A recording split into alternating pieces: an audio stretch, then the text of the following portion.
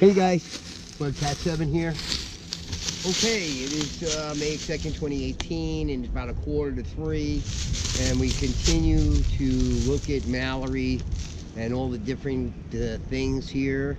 Some of the things we couldn't see in the late spring and summer because the growth was too thick. So again, if you're gonna go looking at stone walls and going out and about, now is the perfect time before the growth is just, you know, too thick to see through.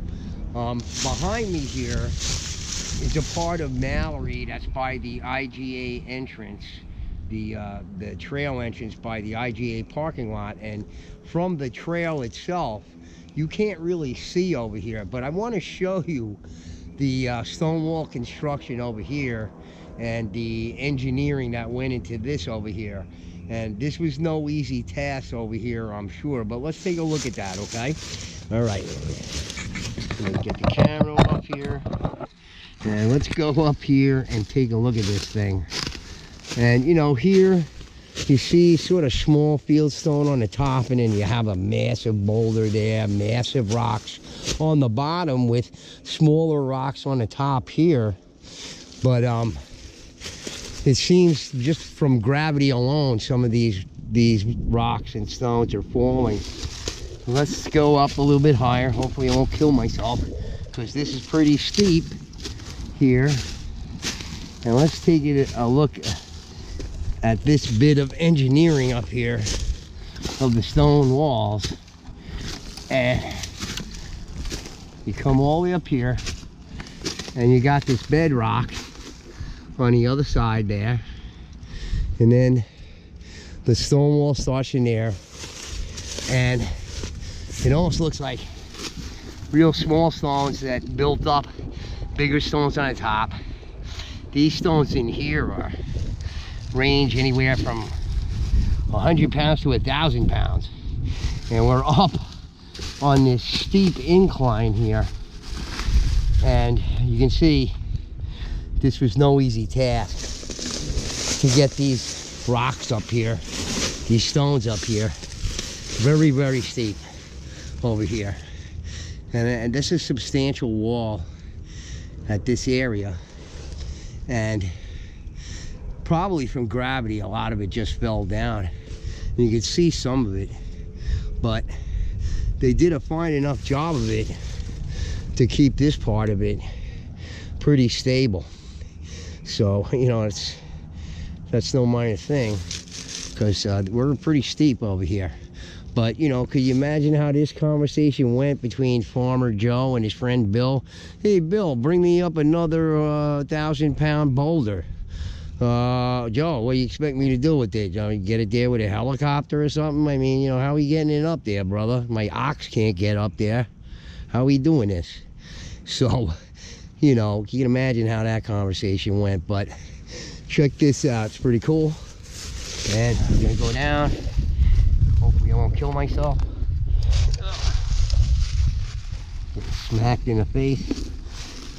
And you know, you can see some substantial boulders. I mean, this could have been from this rock formation over here, broken off. But it's interesting to me, and I think, you know, the archaic peoples use these natural boulders and other natural elements of the landscape to incorporate the stone walls into it. So you know, that should be hardly surprising that they see all these natural elements. Of course, there's the effigies that we see. Often the stone at the front, that's the turtle's head or the whale's head or whatever it is, often looks naturally like something with an eye and a mouth, and you know, so that's a naturally occurring thing, and they just sort of built the effigy around it, you know. So they're using the natural elements of the landscape to incorporate into their building. Look at this chunk of white quartz here, Jenny. That's a big mama jama there. So, you know, you have this white quartz incorporated into the building of the walls here. And again, if you look at the walls overall, you can hardly find any white stone at all. It's so rare. So It's, you know, elements of this in a wall certainly suggest the design element for them, you know, where they have all the local rock, and then you'll see a piece of white quartz or orange quartz, and, you know, to me that suggests, you know, that they were doing that intentionally, putting different color pieces into the wall to add to, you know, the look of it. So in any case, let's look down here. Again, this is a substantial wall, big stones, again, along the lines of what Kevin Gardner talks about, big stuff. And down here is an entranceway right in the middle of all this bramble that will rip you apart if you go running through it too fast.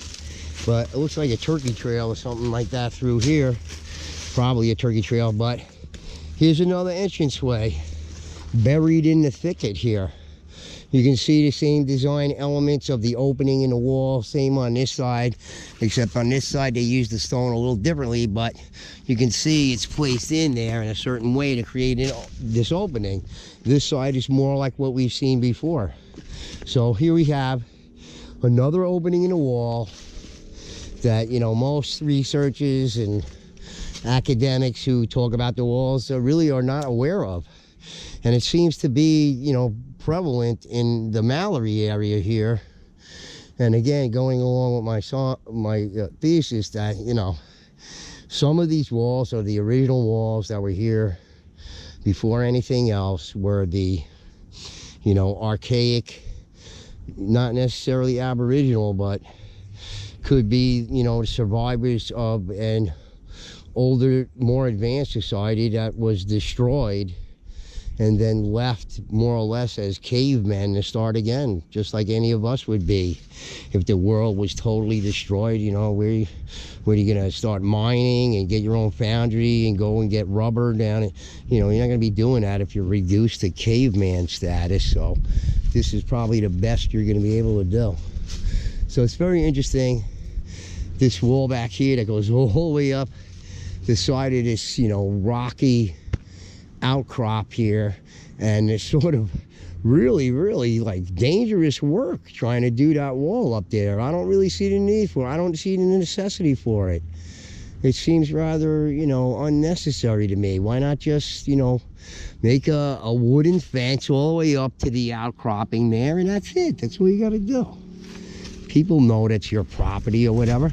So I really see unnecessary, you know, construction, and it doesn't make a lot of sense, you know, in a way. You know, I thought to say, well, they were proud and they built these walls. Well, I think maybe these archaic people were too, and the idea of building the walls was just, you know, a matter of symbolism, you know. Maybe, I don't know, but it seems that way to me. So anyway, guys, I just wanted to show you this crazy bit of wall up here that goes up the side of this thing. And boy, this must have been crazy work when they did this. All right, guys, that's it. I'm gonna sign off. I'm gonna move to another area, and hope to see you there. All right, guys, bye-bye.